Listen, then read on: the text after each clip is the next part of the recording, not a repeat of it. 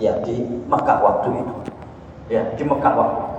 Sehingga masyarakat itu terbentuk dalam kasta-kasta, ya kan, mulai kasta juragan sampai kasta budak, ya. Dan sekalian, budak waktu itu tidak seperti pembantu sekarang, jauh. Budak itu orang yang setengah merdeka, dia bisa diapakan saja oleh juragan. Nah inilah yang kemudian dirubah Rasulullah SAW sampai akhirnya, ya kan, tentu dengan pertolongan Allah Subhanahu Wa Taala, beliau SAW itu membuat standar kemuliaan manusia, ya kan, di sisi Allah Subhanahu Wa Taala. Standar kemuliaan itu bernama takwa, ya. Karena standar kemuliaan itu bernama takwa, maka semua orang dari status sosial manapun itu punya ruang yang sama untuk bisa memperebutkan standar dan kemuliaan ini. Jadi apakah itu kiai atau santri, apakah itu ulama atau orang awam, siapa saja, apakah itu pemimpin atau rakyat, itu punya ruang yang sama untuk bisa merebut status kemuliaan ini yang bernama takwa. Nah, sehingga dengan begitu, dalam aspek yang menyangkut masalah keduniaan dan sosial, manusia itu sama posisinya di sisi Allah Subhanahu Wa Taala. Karena posisinya sama, jangan menindas satu dengan yang lain. Karena posisinya sama, jangan mendolimi satu dengan yang lain. Ya, itu standar kemuliaannya, yaitu bernama takwa. Nah, masyarakat Arab waktu itu, Bapak sekalian, bahkan standar kemuliaan itu ditentukan jenis kelamin. Ya, seorang ayah itu akan berbunga-bunga kalau istrinya itu melahirkan anak laki-laki. Ya, waktu itu kan begitu. Tapi sebaliknya seorang ayah itu akan cemberut manakala istrinya melahirkan anak perempuan. Ya, waktu itu kan belum ada USG ya, sehingga diketahuinya anak itu laki-laki atau tidak itu setelah melahirkan. Coba kalau sudah ada USG sampai sekarang, berarti cemberutnya itu bisa saat istrinya mengandung. Seperti itu. Nah, puncak dari cemberutnya itu akhirnya saya gak suka punya anak perempuan. Sampai akhirnya terjadilah sebagaimana yang sering kita saksikan waktu itu di kalangan bangsa Arab Quraisy, mereka membunuh anak perempuannya hidup-hidup. Kenapa? Karena memiliki anak perempuan itu tidak gagah. Ya, memiliki anak perempuan itu menurunkan wibawa. Memiliki anak perempuan itu mendowngrade wibawa. Itu waktu itu. Coba bayangkan. Jadi status kemuliaan itu sampai ditentukan oleh jenis kelamin. Inilah yang dirubah Rasulullah SAW, ya kan, dari peradaban akhlak yang tercela menuju peradaban akhlak yang terpuji, sehingga beliau bersabda, innama bu'itsu liutammima makarimal akhlak. Nah, sekalian, inilah salah satu sebab kenapa para pengikut beliau itu loyal kepada beliau. Kenapa para pengikut beliau itu sangat mencintainya. Dan kenapa kita sebagai kaum muslimin mencintai Rasulullah Sallallahu Alaihi Wasallam. Jadi sekali lagi, ketika Allah memerintahkan kita untuk mencintai Rasulullah Sallallahu Alaihi Wasallam, itu bukan kemudian Rasulullah ini ingin menghegemoni ya cinta-cinta itu agar tidak ada yang mencintai orang lain kecuali mencintai dirinya. Bukan. Tapi lagi-lagi saya sampaikan, ini cinta yang terdefinisi, cinta yang berbasis keimanan kepada Allah Subhanahu wa Ta'ala. Kita lihat di sini sekali. Ya, ini hadis diriwayatkan oleh Imam Bukhari. Rasulullah dari seorang sahabat yang bernama Anas bin Malik. Ya. Anas bin Malik mengatakan, "Kunna ma'an Nabi sallallahu alaihi wasallam." Jadi kami bersama Nabi sallallahu alaihi wasallam. Wa huwa akhidun bi yadi Umar bin Khattab. Saat itu Nabi Muhammad SAW memegang tangannya Umar bin Khattab. Faqala, maka Rasulullah bersabda kepadanya, faqala lahu, maka Rasulullah SAW bersabda kepadanya, ya, kepada faqala lahu Umar, maka Umar berkata, maksudnya kepada Rasulullah, ya Rasulullah, wahai Rasulullah, la anta ahabbu ilayya min kulli syai'in illa min nafsi. Sungguh engkau adalah orang yang paling aku cintai dari semuanya kecuali diriku. Maksudnya Rasul, ya, engkau aku ya cintai, engkau paling aku cintai, ya, Lebih aku cintai dari semuanya ini kecuali diriku. Maksudnya aku lebih mencintai diriku daripada mencintai engkau wahai Rasulullah. Faqala Nabi sallallahu alaihi wasallam, maka Rasulullah bersabda, "La, tidak wahai Umar.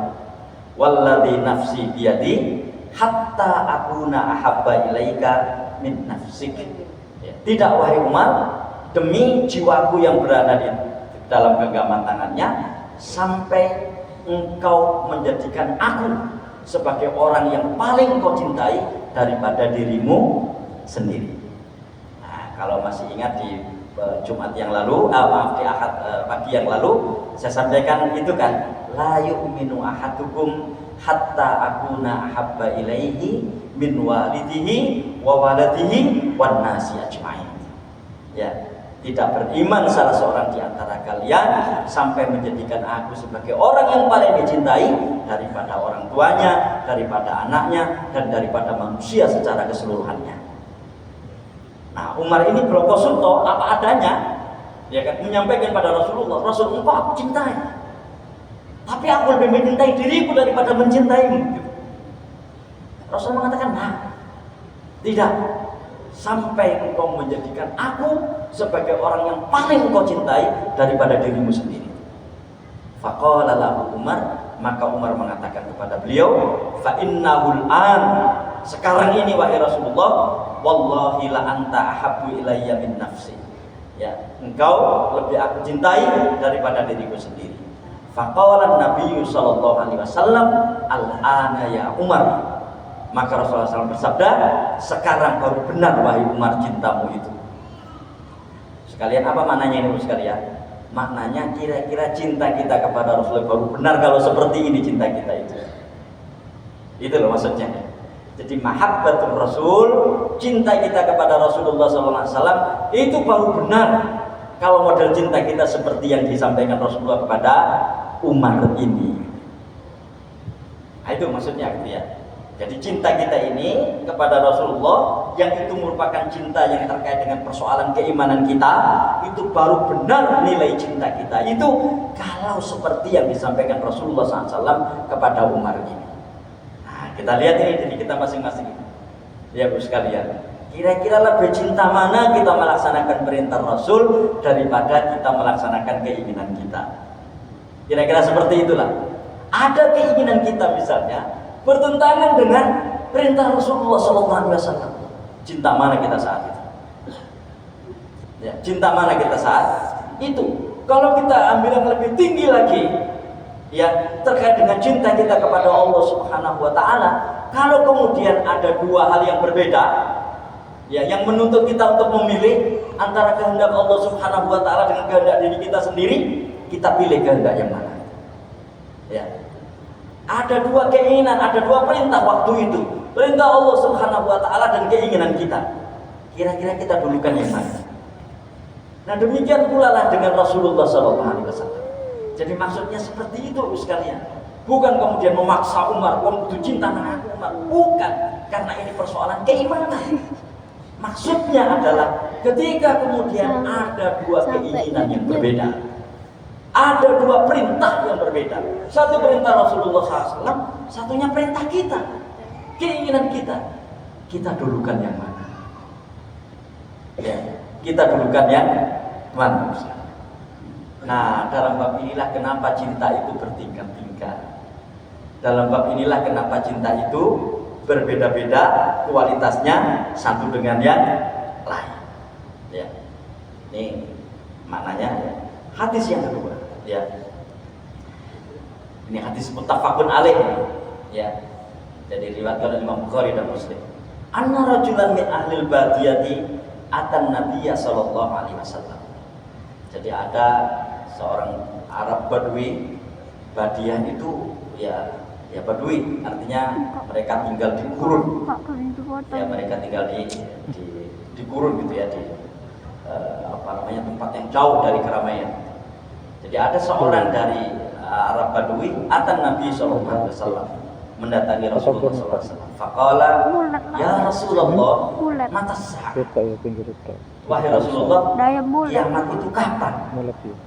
Jadi kalau kita lihat di dalam hadis-hadis itu bagus sekali ya, orang-orang Arab Badui itu kalau bertanya pada Rasulullah SAW, mereka tuh nggak ada basa-basi, nggak ada misalnya bagaimana kabarmu wahai Rasulullah dan seterusnya, nggak ada itu. Tapi langsung saja ke to the point, dan pertanyaannya pertanyaan besar. Semua orang waktu itu tergelagap dengan pertanyaan itu. Mata sah, Rasulullah, kiamat itu kapan? Ya, kiamat itu kapan? Qala wailak, celaka kamu. Wa ma'adat laha, apa yang sudah kamu persiapkan kok kamu bertanya tentang hari kiamat? Ya. Apa yang kamu persiapkan kok kamu tiba-tiba bertanya tentang hari kiamat? Itu kan kira-kira sama dengan pertanyaan yang lain gitu ya. Kapan ya saya mati gitu ya. Mungkin kita akan dibegitukan, lapor kok takut mati. Apa sih mesti persiapkan kanggo mati gitu kan. Ini hari kiamat. Kapan hari kiamat itu wahai Rasulullah? Rasulullah mengatakan, ya, kenapa kamu bertanya seperti itu? Apa yang sudah kamu persiapkan? Qala ma'attu laha illa anni uhibbullaha wa rasulahu. Rasul, aku belum mempersiapkan apa-apa. Hanya saja aku ini cinta kepada Allah dan Rasulnya. Nah, itu yang saya katakan cinta yang terdefinisi, cinta yang ada konsekuensi gitu kan. Masa cuma sekedar ungkapan cinta begitu ya saja. Ada konsekuensi. Apa konsekuensinya? Konsekuensinya adalah mendekatkan perilakunya dengan perilaku orang yang dicintainya. Ya. Jadi mendekatkan perilakunya, mendekatkan akhlaknya dengan akhlak dari orang yang dicintainya, kan begitu kan?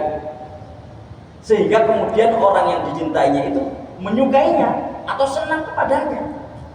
Itu maksudnya. Makanya di sini dia mengatakan, qala ma'attu laha illa anni uhibbullaha wa rasulahu. Ya.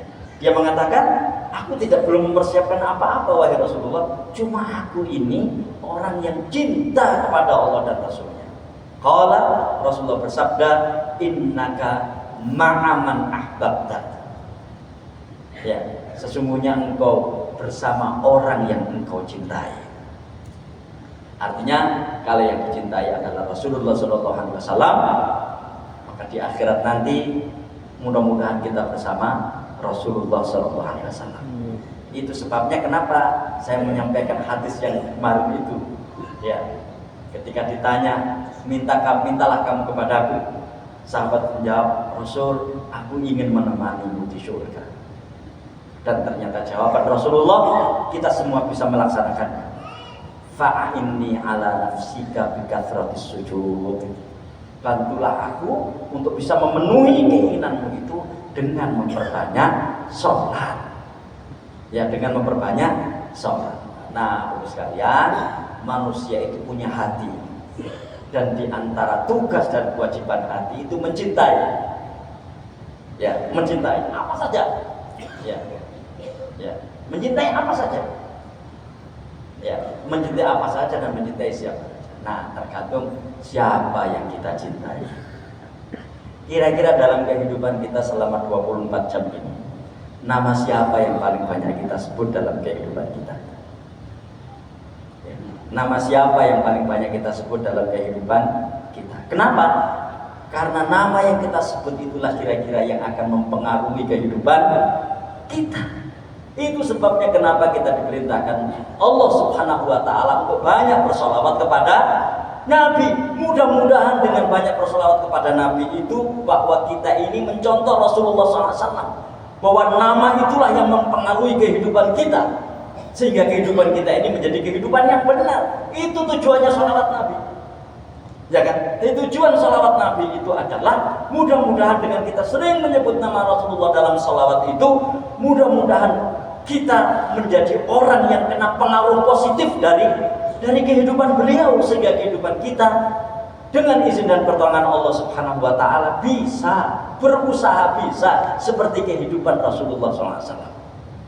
Kita tanya pada diri kita masing-masing ini, dalam 24 jam kehidupan kita mulai bangun sampai tidur, sampai bangun kembali dan sampai tidur lagi itu, nama siapa yang paling banyak kita sebut?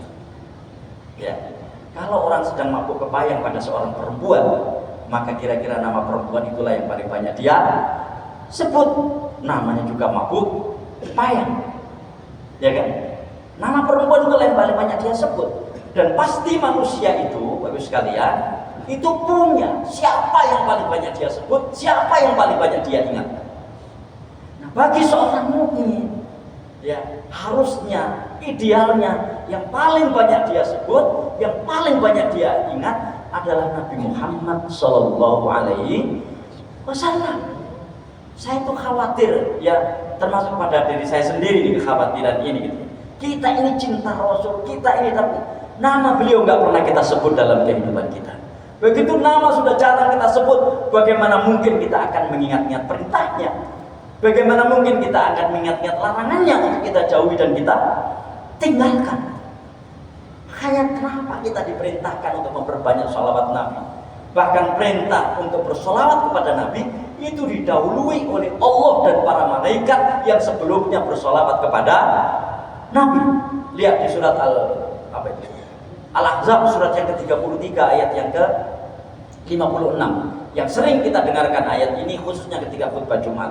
Innallaha wa malaikatahu yusholluna 'alan nabi ya ayyuhalladzina amanu shallu 'alaihi wa sallimu taslima. Sesungguhnya Allah Subhanahu wa taala dan para malaikat itu bersolawat kepada Nabi. Wahai orang-orang yang beriman, bersolawatlah kalian kepada Nabi.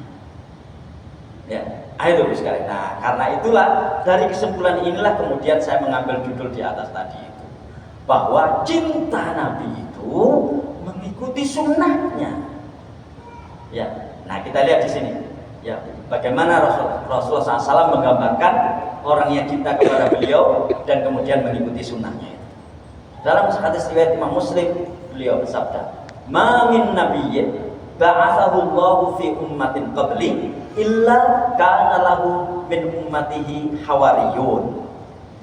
Ya, tidak ada seorang nabi yang diutus oleh Allah Subhanahu wa taala kepada sebuah bangsa sebelumku kecuali dari bangsa yang Allah Subhanahu wa taala mengutus mereka itu ada hawariyun.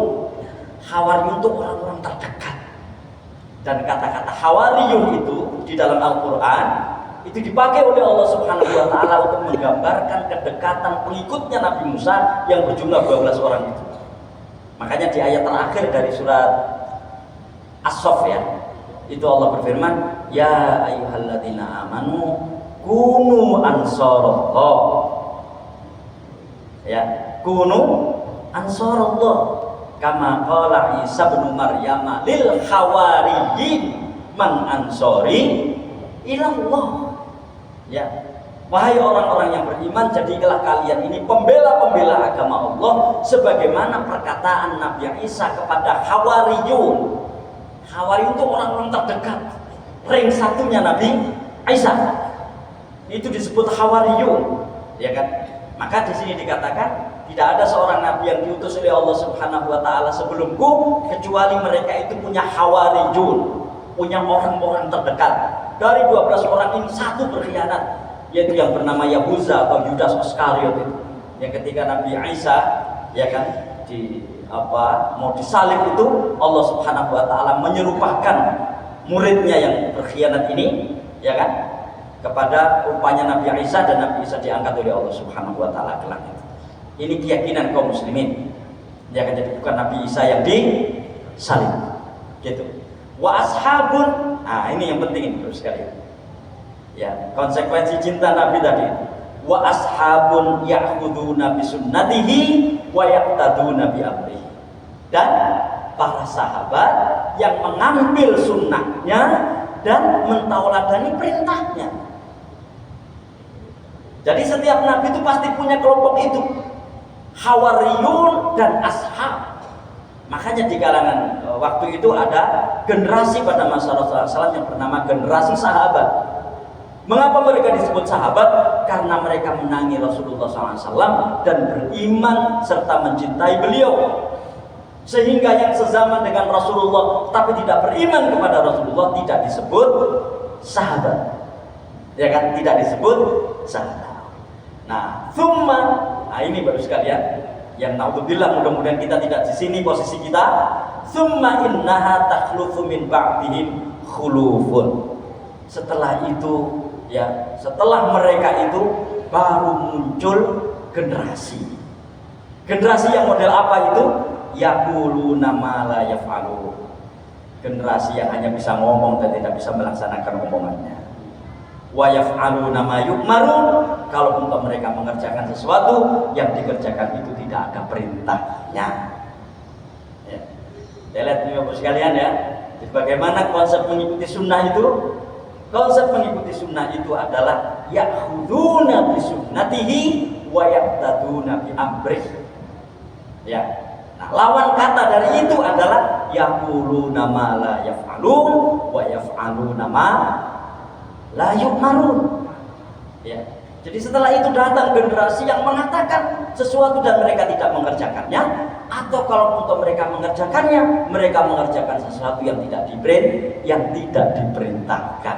Makanya dalam agama Bapak Ibu sekalian, dan ini saya kira peringatan buat saya sendiri dan kita semuanya, kita harus memastikan dalam agama ini ketika kita melaksanakan sesuatu itu memang Rasulullah memerintahkannya. Ya, sesuatu itu memang Rasulullah SAW menyuruhnya. Itu baru konsekuensi cinta yang benar. Gitu. Dan nah ini ada contoh dari perilakunya Umar bin Khattab. Ya, jadi amalan Umar bin Khattab gitu ya. Bagaimana cara beliau mengekspresikan cinta itu kita lihat di sini. Ini yang saya katakan cinta itu tidak buta, cinta itu terdefinisi gitu. Fafis sahih, dan dalam riwayat yang sahih An-Al Faruq Umar bin Khattab radhiyallahu an, bahwa Al Faruq itu julukan Umar bin Khattab ya radhiyallahu an, ya, jaa ilal hajaril aswadi faqabbala. Dia datang ke Hajar Aswad kemudian menciumnya.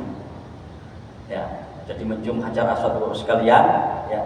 Kalau kita lihat sekarang ini kadang-kadang lebih tinggi nilainya daripada ibadah-ibadah haji yang lain. Ya kan, bahkan kalau pulang haji itu seringkali orang tidak bertanya wukuf kita seperti apa, tawaf kita seperti apa, sa'i kita seperti apa, tapi yang ditanya adalah, yuk sampai iso ngambung Hajar Aswad atau enggak gitu kan? Ya, bisa mencium Hajar Aswad atau tidak? Ya, padahal mencium Hajar Aswad itu sekalian itu sunnah yang bersifat mandubah. Ya, artinya kalau haji atau umroh dan tidak mencium Hajar Aswad nggak ada masalah apa-apa. Gak ada syarat mencium Hajar Aswad untuk sahnya haji atau sahnya umroh kita. Nah, lihat ini bagaimana cara Umar mengekspresikan dan mengaktualisasikan cintanya kepada Rasulullah SAW. Ja'a ilal hajaril aswadi faqabbala. Ya, jadi Umar datang ke Hajar Aswad dan mencium. Faqala, dia mengatakan kepada batu ini, kepada Hajar Aswad ini, inni la'alamu annaka hajar. Ya, wahai batu, wahai Hajar Aswad, sesungguhnya aku tahu engkau ini batu. Ya, engkau ini batu. Untuk apa? Supaya tidak ada persepsi yang lain, yang keliru bahwa ini ya batu gitu. Batu dari surga, ini batu. Ya. Bukan yang lain. Ya. Bukan yang lain. Tidak sebagaimana mereka yang menyembah patung-patung itu, mereka mengatakan patung itu adalah visualisasi orang-orang soleh pada masa yang lalu, kan begitu kan? Nah itu, la tadurru wa la tanfa, tidak berbahaya dan tidak memberikan manfaat apa-apa. Ya, jadi engkau ini adalah batu, tidak memberikan manfaat dan tidak membahayakan apa-apa. Walaulah anni ra'aitun nabiyya sallallahu alaihi wasallam yuqabbiluka ma qabbaltuka. Seandainya aku tidak melihat Nabi sallallahu alaihi wasallam menciummu, niscaya aku tidak akan mencium. Lihat, ya. Bagaimana ittiba' sunnah itu, ya terus sekalian, tetap berada di dalam basis akal sehat. Seandainya aku tidak melihat Rasulullah SAW mencium, niscaya aku tidak akan mencium. Ini yang saya katakan, cinta Nabi itu mengikuti sunnah. Gitu. Baik, ini Abu Bakar As-Siddiq radhiyallahu anhu. Lastu tarikan syai'an kana Rasulullah ya'malu bihi illa 'amiltu bihi. Fa inni akhsha in taraktu syai'an min amrihi an azir. Ini sudah saya sampaikan di pertemuan yang lalu. Ini saya buat ini untuk sebagai contoh ekspresi cinta itu. aku tidak akan meninggalkan sesuatu yang Rasulullah lakukan kecuali untuk aku amalkan. Karena aku khawatir jika aku tinggalkan perintah Rasulullah, maka aku akan sesat. Aku sekalian, ini ekspresi cinta yang benar. Ya kan? Jadi mencintai seseorang, mencintai Rasulullah SAW itu betul-betul melaksanakan apa yang menjadi titah beliau. Ya, karena kalau sampai tidak, maka khawatir akan rusak dirinya ketika melanggar perintah Rasul Sallallahu Alaihi Wasallam. Ya, berikutnya, ya ini ada satu kasus ya kan, di mana ada seseorang yang seolah-olah ingin melebihi apa yang dilakukan Rasulullah Sallallahu Alaihi Wasallam. An Urwah dari Urwah. Dakhalat imra'atu Utsman bin Maz'un. Jadi istrinya Utsman bin Maz'un ini ya kan masuk gitu. Maksudnya masuk ke Aisyah radhiyallahu anha. Aksibu ismaha Khawlat bin Hakim. Khawlat bin Hakim. Aku mengira namanya adalah Khawlat bin Hakim ala Aisyah. Jadi ada istrinya Utsman bin Maz'un. Ini sahabat lain ya, bukan Utsman bin Affan. Jadi istrinya Utsman bin Maz'un ini datang ke rumahnya Aisyah. Wahia, ini badatul hay'ah, dengan memakai pakaian yang seadanya ya. Pakaian yang ya biasa lusuh begitu ya. Pakaian yang lusuh ya. Jadi pakaian orang yang seperti orang yang tidak pernah berdandan gitu. Fasa'alatha, kemudian Aisyah itu nanya, "Masya Allah, lapo pakaianmu kok ngene iki?" Faqalat, "Zauji yaqumul laila wa yasumun nahar." Suamiku itu siang malam beribadah, tidak pernah menyentuh aku, kira-kira begitu. Ya, pagi dia malam dia apa sholat, pagi dia puasa, siang dia puasa. Ya, mohon maaf ini mungkin bahasa yang agak kasar. Beliau ini atau dia ini nggak pernah digauli suaminya. Kira-kira jengkel begitu harus mengadu kepada Aisyah dengan pakaian yang seperti itu. Wah, kok pakaian kok ini? Saya nggak tahu dijemuk bojoku gitu intinya. Ini kan seolah-olah kepingin melebihi gitu kan? Kenapa? Karena seluruh hidupnya dipakai beribadah. Siang dia puasa, malam dia sholat. Sehingga kewajiban dia kepada istrinya nggak ditunaikan, kewajiban dia kepada keluarganya nggak dilaksanakan kan begitu. Fadakhalan Nabi sallallahu alaihi wasallam wa dzakarat dzalika lahu. Ya. Maka Rasulullah SAW ya masuk waktu itu ke ke rumah ya dan ketemu dengan Aisyah. Terus Aisyah menceritakan ya apa yang terjadi pada istrinya itu. Ya mungkin beginilah kalimatnya Rasul ini tadi. Ya, istrinya Utsman ini datang ya kepada aku dan dia mengatakan begitu, bahwa dia nggak pernah disentuh oleh suaminya karena suaminya itu ya siang malam beribadah. Jadi siang malam beribadah sehingga nggak memperhatikan kewajiban kepada istrinya. Tidak dibagus kan? Falaqiya Rasulullah sallallahu alaihi wasallam Utsman faqala. Maka Rasulullah SAW kemudian segera menemui Utsman dan mengatakan, "Ya Utsman, wahai Utsman, inna rabbaniyata ya lam tuktab alaina." Ya. Jadi sesungguhnya sistem kependetaan ini ya itu bukan untuk kita. Tidak ada sistem kependetaan itu di dalam Islam. Apa sistem kependetaan itu? Orang tidak boleh menikah, ya kan? Ya itu maksudnya seperti itu. Jadi sistem kependetaan ini, wahai Utsman, itu bukan untuk kita. Tidak ada aturan kependetaan di dalam Islam. Jadi intinya orang yang tidak menikah, menjauhi perempuan dan seterusnya, ya kan, yang tidak menikah itu, ya, padahal dia punya kepribadian normal untuk menikah, kemudian hidupnya itu selalu untuk beribadah, itu bukan orang baik. Kita kira begitu. Ya. Afamalaka fi uswatun. Ya.